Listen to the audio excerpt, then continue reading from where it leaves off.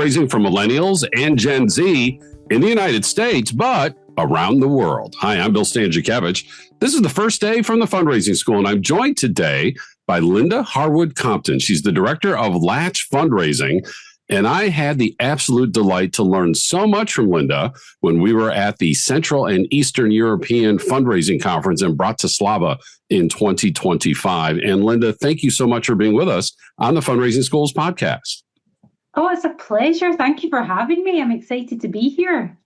And folks, I just have to tell you, Lynda's expertise just was shining through in the workshops that I saw her delivered with such an engaging teaching style. And Lynda, you're so gifted in so many ways, including in fundraising and fundraising consulting. Just to kind of set the place here, what is Latch Fundraising? Yes, so Latch Fundraising is an international fundraising consultancy. So we do consultancy, training, coaching, and our areas of expertise are partnerships and philanthropy, including prospect research. We do a lot on stewardship journeys and, of course, a lot on next-gen fundraising. How did you get into this work? So I started about 19 years ago. I actually came from a service delivery background. I was a teacher for blind children, and I moved into the charity element for young children and with visual disabilities. Moved into corporate partnerships, major donor fundraising. As the years went on, moved up the ladder, and then a couple of years ago, I decided to make the leap to start up Latch Fundraising. And you are headquartered in London. Am I remembering that correctly? So I'm about an hour and 15 minutes from London, originally from Scotland, but I've been down south for about 16 years now. Down south, love it. And you had us at Scotland at hello. So appreciate you being with us here. So millennials and Gen Z, what led you into that topic? What caught your attention that you thought, I really need to devote my consulting time and my teaching time to making sure fundraisers understand the distinctions and the opportunities in fundraising from millennials and Gen Z? Absolutely. So there's a couple of elements with next-gen fundraising. The first thing to say is Gen Z in particular are going to be the most noteworthy philanthropists in history. And I know that can seem quite difficult to believe at the moment, but if you look at the predictions, if you look at how Gen Z and millennials interact with charitable organisations, it's very, very clear in 10, 15, 20 years' time, these are going to be the philanthropists that we turn to. What's interesting about them is they do behave very different to other generations, such as your baby boomers, your Gen X. And what I'm saying is not that the Gen Z of today, because, some of them are 13 years old at present, not that they are giving in the here and now significantly, but we have to be on that trajectory with them. We have to be beginning to engage with them, cultivate with them, the ones that are just out of grad school, starting to make these financial decisions. We have to be there with them and work with them on that movement towards charitable giving. Also, many are giving in the here and now. 84% of Gen Z have said that they support a charitable organisation in some way. And the Blackbaud Gen Z report also said that a third of them were looking to increase their giving in the next 12 months, which is incredible. And when we focus on Gen Z, as we record this interview, the youngest Gen Z, and Lynda touched on this, 13, 14 years old. So primary grades moving into the secondary grades. The oldest Gen Z, early to mid 20s. And so wrapping up, if they had post-secondary education, they're kind of in that season of life, starting their professional careers. And Lynda, it's interesting. So, people might think, what type of wealth does Gen Z have right now? And yet you're saying 84% of them are philanthropic. Is that monetary giving? Is it other forms of philanthropy to get started? What are you seeing there? Yeah, so it does have to be underlined that it's 84% of support, so not always monetary.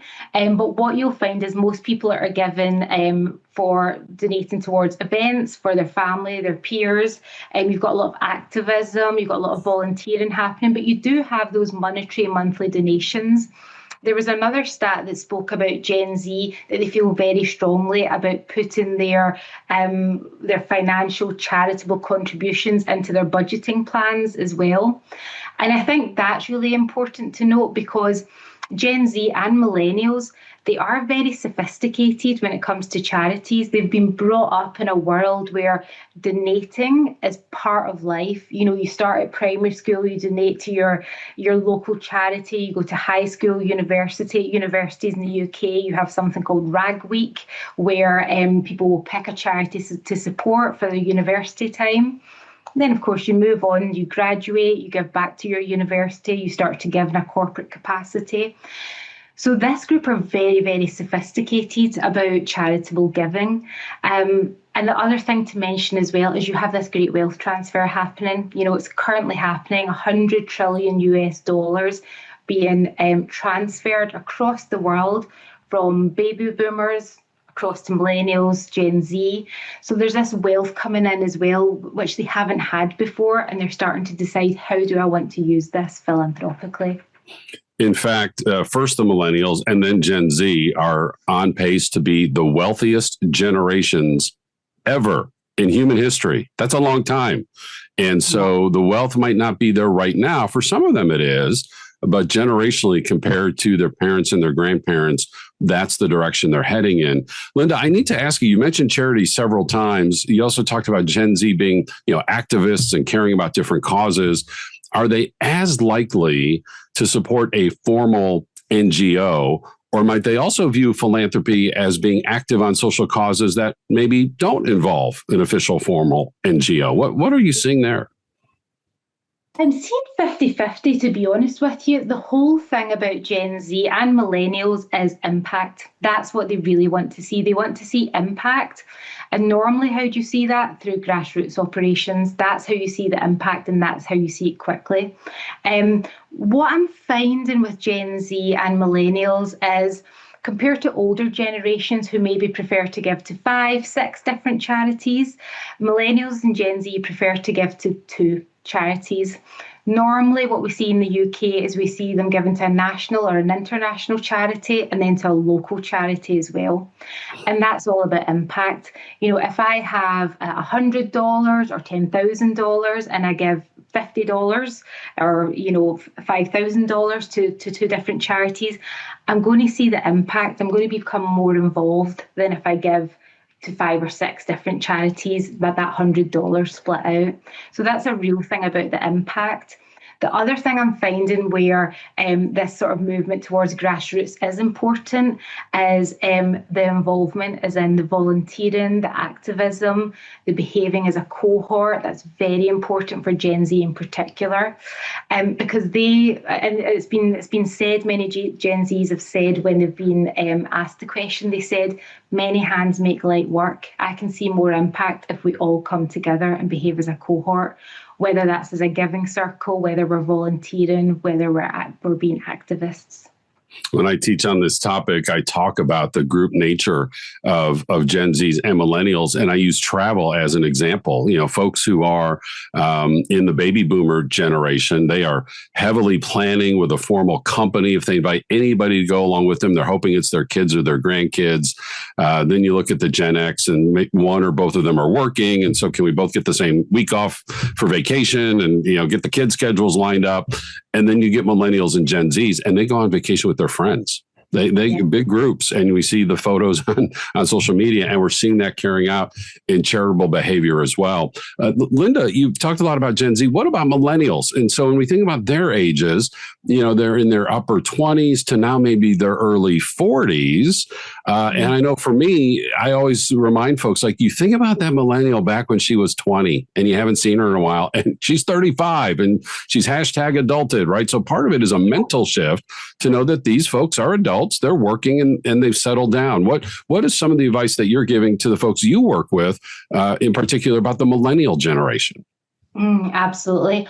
Understand their motivations, understand their values, because like you say, Bill, who I was at 21 years old and who I was given to have completely changed to now I'm almost 40. And it's a very good point you make, because I was training last week on millennials.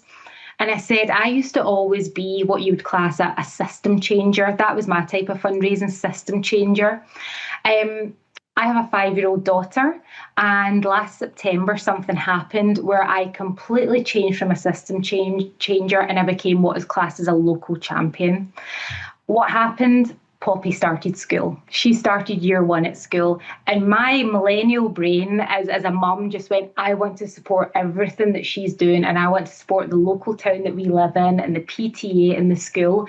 And I can physically see that. So if I was someone's donor, I'd be trying to understand what my motivations, what my values are, how they're changing. And I think a lot of people forget that people give for multiple reasons. Many people don't just give for one reason, it's multiple reasons, and they change throughout life. So that's what I would say about millennials. The other thing I would say about millennials, different to Gen Z, is as a millennial, I'm classed as a digital pioneer, whereas the Gen Zs are digital natives. You know, they're pretty much born with a smartphone in their hand. I'm not quite there. So you're not going to find me on TikTok. I still probably will look at the news to inform me of my decisions. So although millennials and Gen Z do get lumped together, there are specific differences there as well that organizations have to be aware of. I just have to share this. If folks did not see our recent podcast with Dr. Michael Moody, who along with Sharna Goldsecker has written the book Generation Impact about fundraising for millennials in particular, but also Gen Z. He talked about, reaching these generations in cultural ways and what are the cultural icons that they're pursuing. And he mentioned this online phenomenon, Mr. Beast. It took 51 years at the fundraising school. We finally mentioned Mr. Beast in our curriculum. So we're proud of that fact. But what's really interesting is when I talk to millennials, they say, yeah, he was fun for a while. Okay, but I've moved on. And the Gen Zs in my small sample size thus far are like, oh, dude, he's got like hundreds of millions of followers. And have you seen his charity thing? And so you can't even put millennials and Gen Z in the same categories when we think about reaching out. And Lynda, that's the question. I know the audience here will be shocked to find out I am not a millennial or a Gen Z. I'm a digital immigrant if you're a pioneer and they are natives.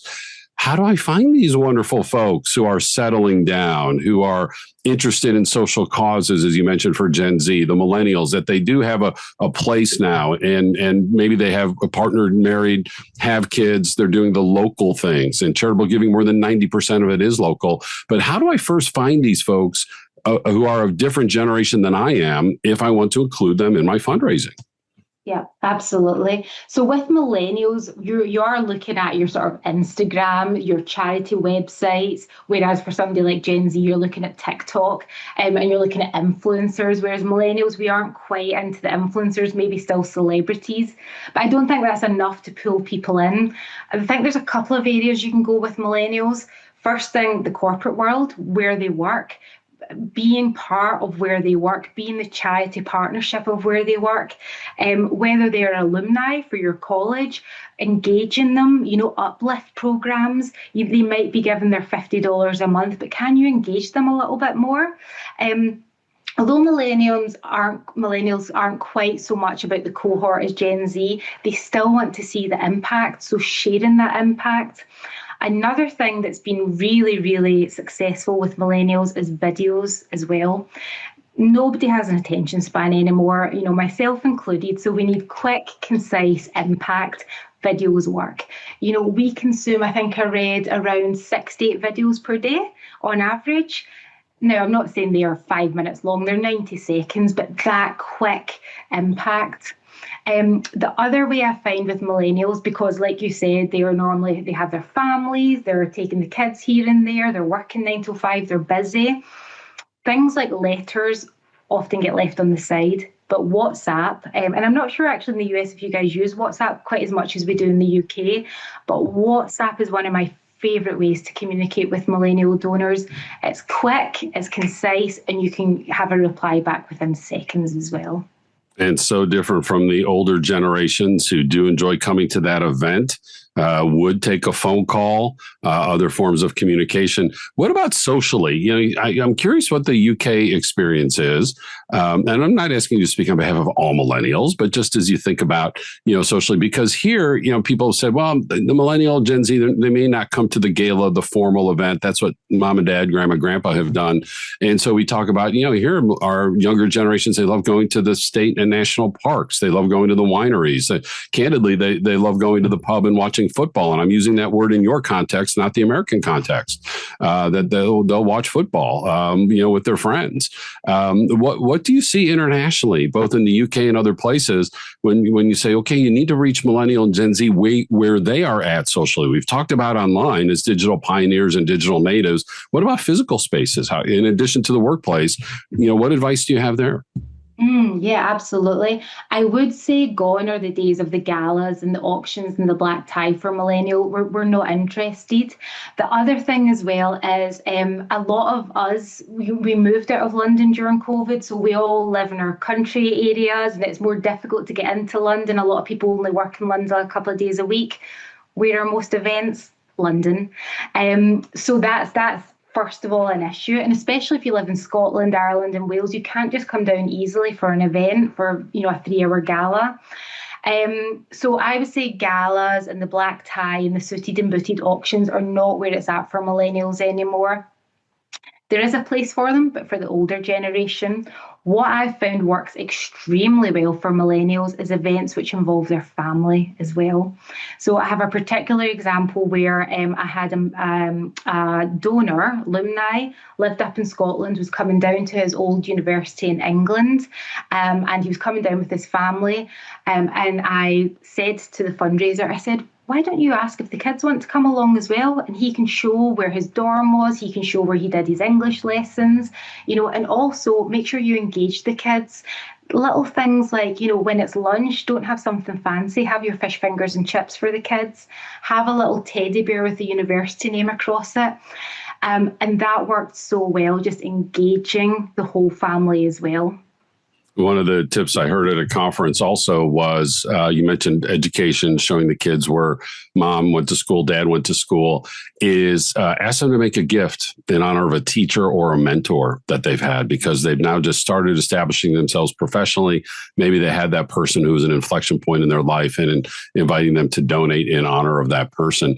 Lynda, as we conclude here, what other advice, final words of advice and encouragement do you have for fundraisers in international locations around this great world on how to reach out and include millennials and Gen Z in our fundraising plans? Absolutely. I would say authenticity is key. Really, really important to be authentic, be transparent and honest with millennials and Gen Z. We know things aren't always perfect. We don't expect them to be. And we actually feel more engaged when you are transparent and open with us as well. I would say Gen Z millennials want to be the voice for others as well. That's where that activism part comes in. If you look, the top 5 charities that Gen Z in particular are given to are human services, it's animal welfare, it's education, it's health, focusing on mental health. These are groups of individuals that don't have a voice, and they feel that they can be the voice, and that's really, really important. I think I would also more international rather than US, because you guys are very clued up on your donor advised funds, but this is donor advised funds are quite a new thing across the world. Fastest growing giving vehicle in the UK, starting to move across Europe now. Millennials and Gen Z very, very into giving via donor advised funds. So if you're not up to speed on them, that's something that you really should be engaging with.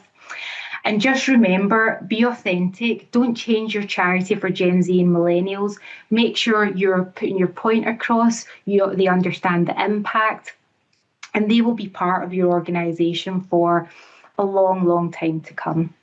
And to synthesize some of those comments, yes, donor advised funds, our school's research shows that donors who are utilizing a DAF tend to be our most strategic donors. They're putting the dollars or the euros or whatever the monetary amount might be into the DAF to give it a think, as our Brits love to say, and let it have the largest impact, as Lynda has been talking about here. So it makes total sense that millennials and Gen Z are quick to take up donor advised funds. And we remind you from the fundraising school, All donors are important. All gift sizes are important, whether it's generation, any type of demographic you can think of. We should be including everybody in our fundraising planning at any amount. And the gift range may stay at that base level amount forever, or it's a way to get somebody in the door. And as their wealth increases, their gift giving can increase as well. Lynda Harwood-Compton, Director of Latch Fundraising.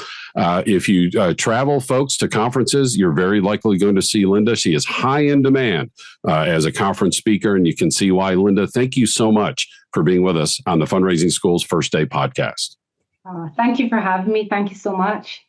We've been talking about generations in all 27 of our classes that lead to 5 different certificates in person in 10 locations in the U.S. and, of course, online anywhere across the world. And, of course, we have our custom training where we design coursework just for you. We have our quarterly webinars and these weekly podcasts, all of our knowledge gathered in our textbook, Achieving Excellence in Fundraising, the book now out in its 5th edition. You can find more about the Fundraising School online at go.iu.edu/TFRS for the Fundraising School. I'm so grateful for our producers today, Mike Anthony and Jennifer Boffman. I'm Bill Stanczykiewicz. Now you are now more fully informed on this first day from the Fundraising School.